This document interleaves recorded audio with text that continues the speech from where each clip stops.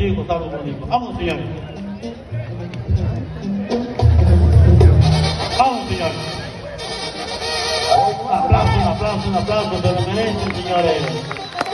Y tú como papá, como mamá, ¿qué le enseñas a tus hijos?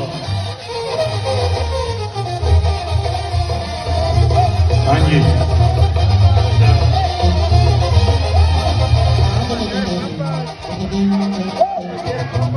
Ahí está, vean, de caballo en este caso, los caballos que estoy casi en la pisada.